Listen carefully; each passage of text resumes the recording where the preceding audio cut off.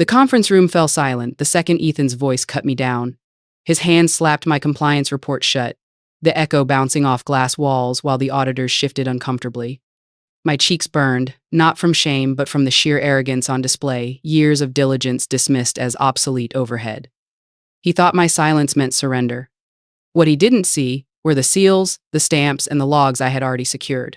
What he mocked as dead weight was about to become the heaviest anchor dragging him under. Before I continue, where are you watching from? Drop your city in the comments and hit subscribe. You'll want to see how this flips. Ethan Ward didn't even look at me when he did it. He looked at the auditors. That was the point. His voice was steady, rehearsed, and cruel enough to cut through the sterile conference room air. This, he said, pressing his palm flat on my binder, is exactly what slows Brightwell down. Obsolete overhead. Dead weight in compliance. The words hit harder than the slam of the binder itself, echoing against the glass walls. A few of the auditors shifted, eyes darting anywhere but mine, and I felt their silence as sharp as Ethan's insult. My throat went dry, but my face didn't flinch. I'd trained myself for that. Years of quiet diligence had taught me to keep my emotions locked behind my teeth. Inside, though, anger coiled tight. This wasn't just a dismissal of my work, it was a public execution of my worth. He wanted to show dominance, to paint me as irrelevant in front of the only people whose judgment truly mattered. The humiliation burned, but beneath it ran something colder, sharper. Ethan mistook my stillness for weakness. He thought his little performance would end the story here, that I'd walk away branded as obsolete.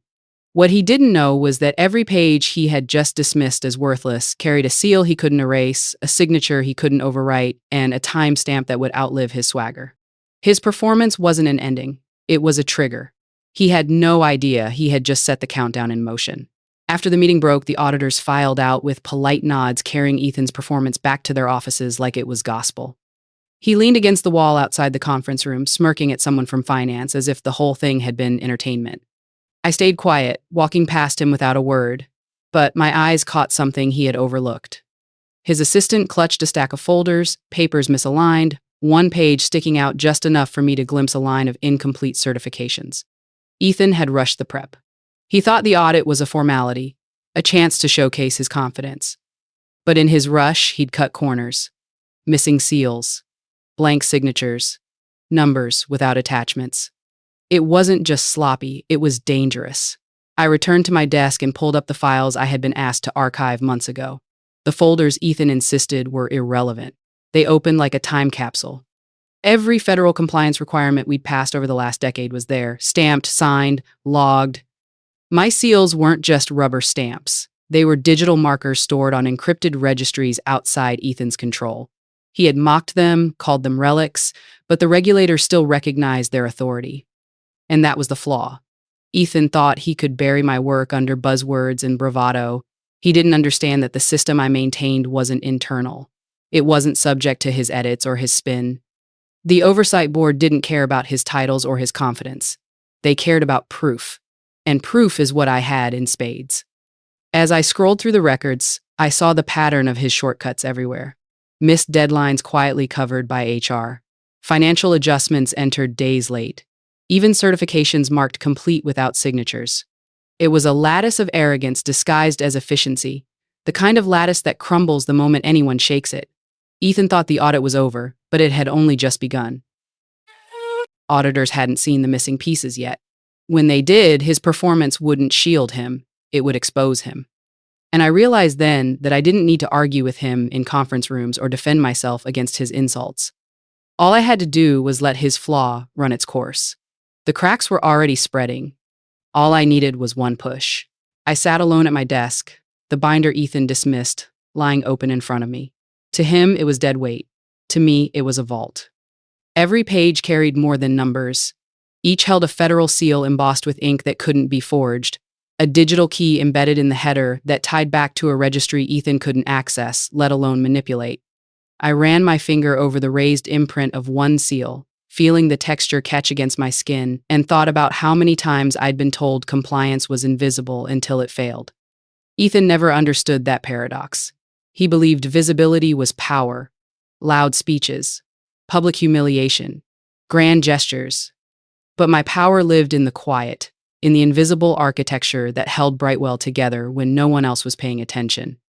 I opened my encrypted drive, entering the passcodes I had memorized like scripture. One by one, the audit logs appeared. Time-stamped entries, federal registry confirmations, signature verifications. Each file was a receipt, undeniable proof that every certification under my watch had been real, sealed, and acknowledged. Ethan's shortcuts had no such anchors. He had paper and bravado. I had evidence bound in law. What made the evidence more lethal was the redundancy. I had backups in 2 secure cloud vaults, 1 offline drive, and a physical copy stored with a notary. Years of being sidelined had taught me a hard lesson. If they called you obsolete, you prepared for the day they tried to erase you. My preparation wasn't paranoia, it was protection. I flipped to a log from 3 years ago, the one documenting our renewal of patient data safeguards. Ethan had brushed it off at the time, claiming the system was self-regulating and didn't require signatures. But here it was, stamped with federal confirmation, filed under my name, locked with my seal. Without it, our contracts would have collapsed then. With it, I had leverage now. As the files scrolled past, I realized I had built something Ethan couldn't dismantle even if he tried. Every insult he hurled, every dismissal of my role, every attempt to erase my work had only made the receipts more valuable. Because they weren't tied to Brightwell's internal systems, they were tied to Washington, to regulators who didn't care about company politics, only compliance. And regulators never forgot who held the original seals. I organized the files into a single package, layering in the registry confirmations and encrypted signatures.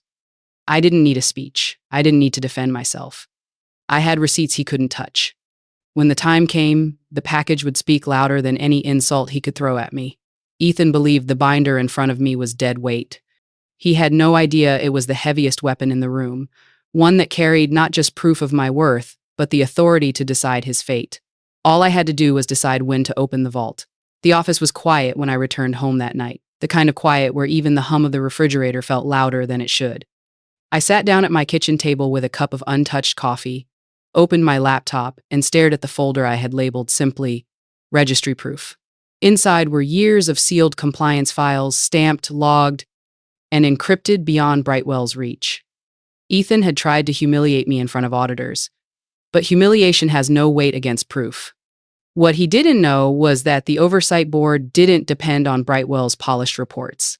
They trusted the federal registry, and the registry trusted me. At 11:59 p.m., I began pulling everything together.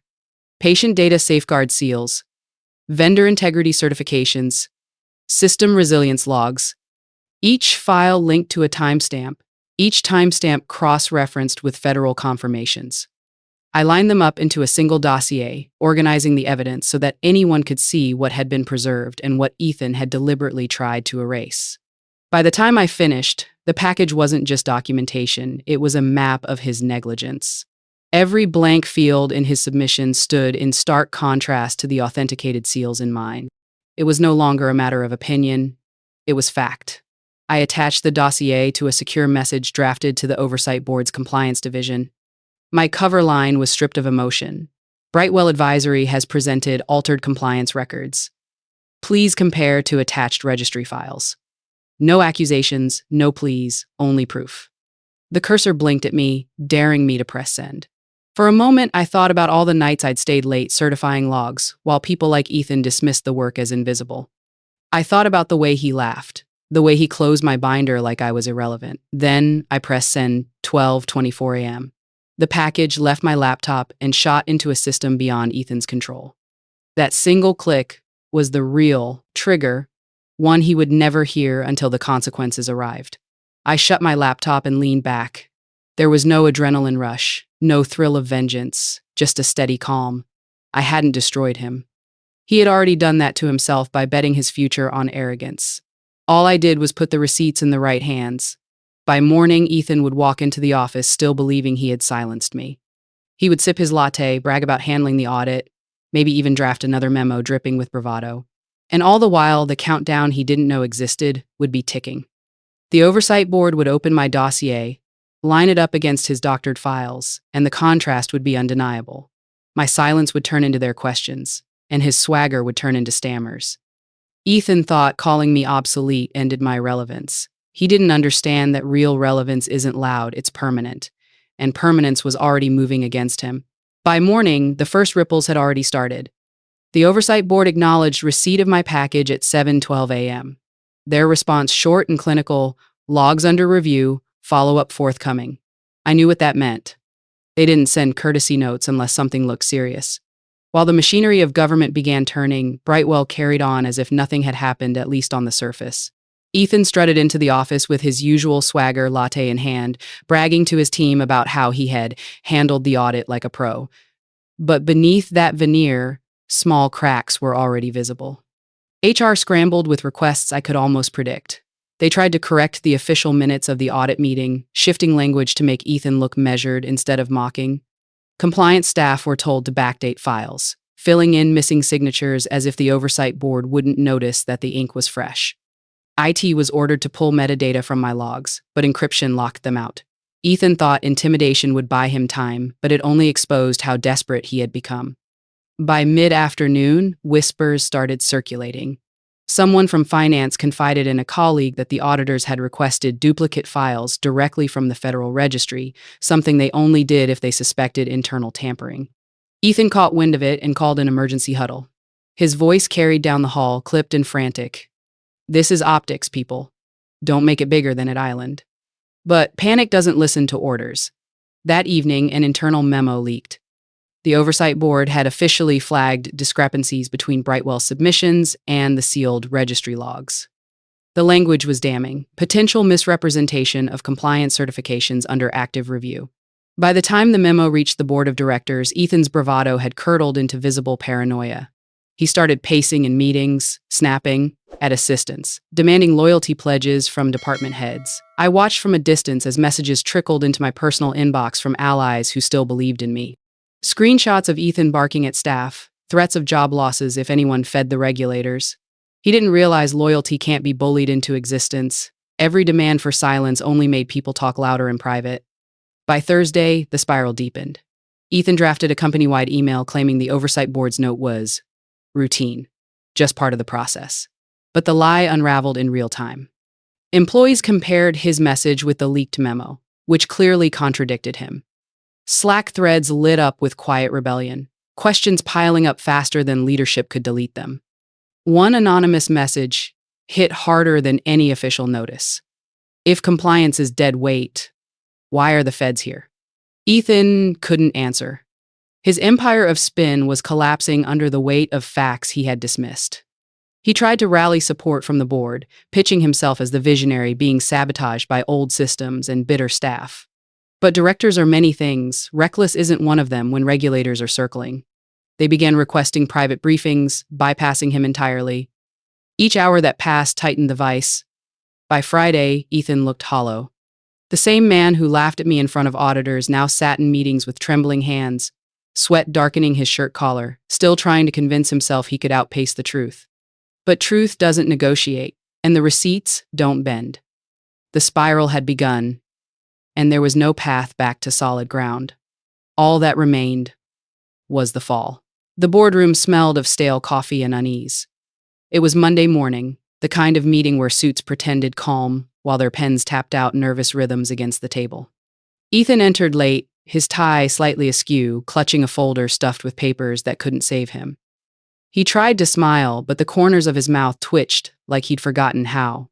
"We'll clear this up today," he announced, as though volume could override fact. His words fell flat. The regulators were already there, 3 of them seated at the far end of the table with files so thick they looked like bricks. The lead auditor, a woman with sharp glasses and sharper eyes, wasted no time. "Mr. Ward, the records your office submitted differ significantly from the certified logs in the Federal Registry. Can you explain this discrepancy?" The air tightened. Ethan opened his folder and shuffled pages, his hands betraying tremors.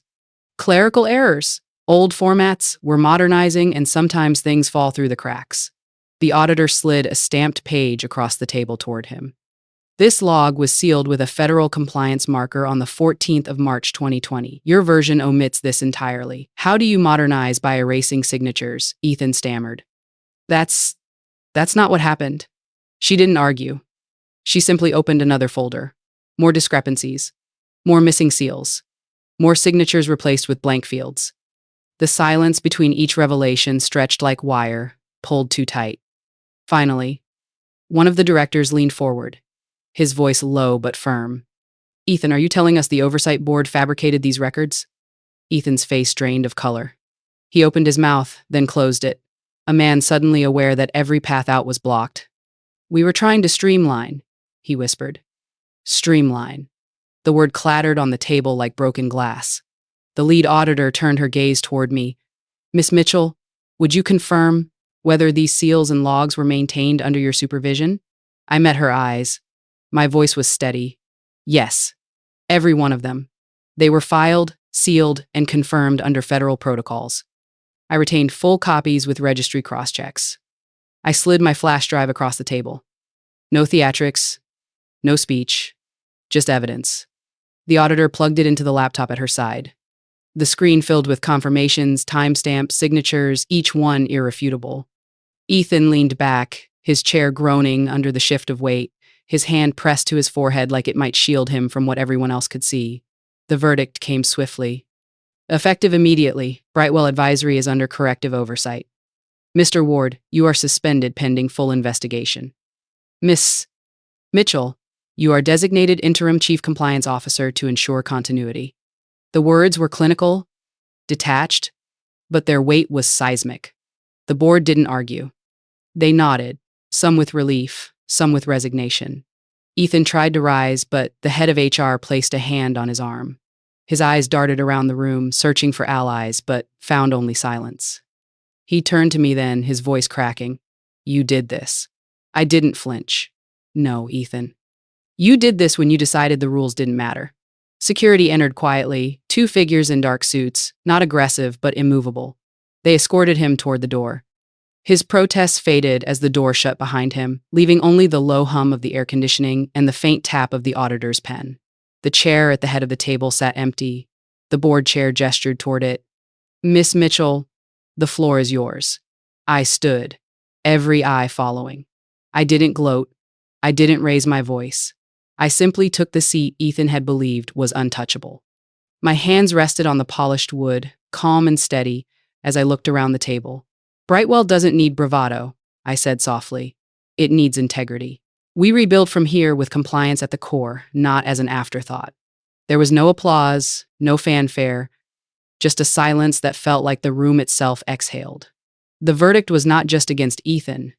It was for the proof that arrogance could never erase. The building felt different once Ethan was gone. The frantic energy he carried like static had evaporated, replaced by a tense stillness that reminded me of the silence after a storm. Employees gathered in clusters outside the boardroom, whispering, eyes wide, waiting for answers. Some looked fearful, others relieved. I stepped into the hallway, not as the woman who had been called dead weight, but as the interim chief compliance officer. Their gazes landed on me, uncertain but searching for direction. I didn't raise my hands or try to rally them with speeches. That wasn't what they needed. What they needed was steadiness.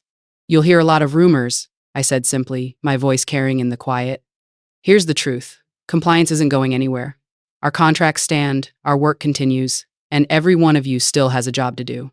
The words weren't poetic, but they were solid. Heads nodded slowly, tension easing from shoulders. People wanted something to hold on to, and clarity was stronger than slogans. I spent the next hours with the audit team, walking them through systems I had maintained for years, explaining seals, logs, and redundancies Ethan had ignored. For the first time in months, no one interrupted me, no one rolled their eyes. They listened because now they had to, but also because the evidence was undeniable. By late afternoon, an internal memo went out to all staff, signed by the board chair, confirming Ethan's suspension and my temporary appointment. It wasn't triumph I felt when I read it, it was resolve. Ethan's removal hadn't been my victory, it was the company's survival. And survival doesn't come from noise or power plays. It comes from the steady hands willing to hold the line when arrogance tries to cut corners. I looked out the window at the city lights flickering on, one by one, steady and deliberate. That's what leadership would mean now. Not bravado, not fear, just clarity, just continuity, just steady hands. Looking back, I realized Ethan's downfall was never really about me. It wasn't personal, not in the way he thought. His arrogance wasn't unique. Every industry has leaders who believe rules are decorations, who confuse volume with authority and shortcuts with progress.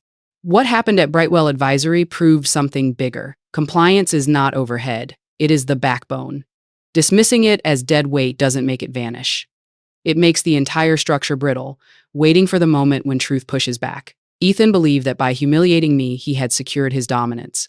In reality, he only exposed the fragility of his own position. The oversight board didn't side with me out of loyalty or sentiment, they sided with evidence. Seals, logs, timestamps, records. The quiet things he sneered at were the very things that carried legal weight. That is the lesson worth remembering.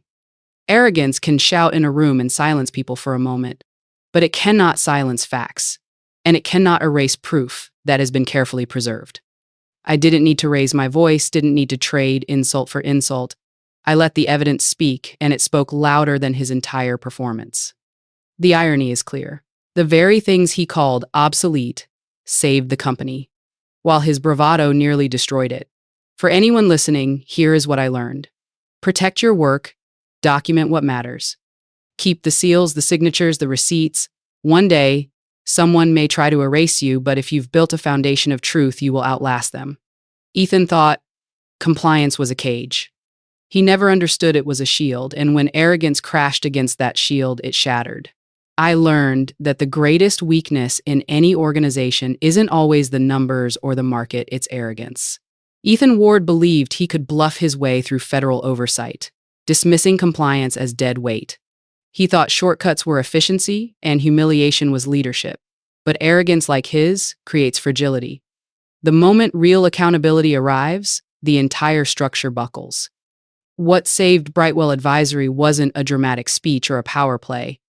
It was preparation, sealed logs, certified records, timestamps no one could erase. Ethan's downfall revealed a truth that applies far beyond healthcare consulting. When leaders cut corners, they don't just endanger themselves, they endanger everyone tied to the system. Lives, contracts, reputations, they all hang on the invisible work arrogant executives mock. In today's American workplace, where move fast often trumps diligence, this story shows why compliance, detail, and documentation matter. Companies collapse when arrogance convinces leaders the rules don't apply to them. You should feel validated if you've ever been dismissed for being too careful. That care is exactly what keeps entire organizations standing. Preparation, documentation, and accountability aren't busy work, they're shields. They turn insults into leverage and arrogance into exposure. How to get started today: document everything. Keep copies of approvals, logs, and key communications. Secure redundancies. Store evidence in more than one safe, verifiable location. Know your leverage. Understand the regulations or safeguards in your role that executives cannot bypass. Stay calm. Silence and receipts often do more damage than confrontation. Arrogance destroyed Ethan. Preparation protected me. That's what revenge by redirection really means. If you've ever been underestimated at work, share your story in the comments, hit like, and subscribe. Your voice matters here.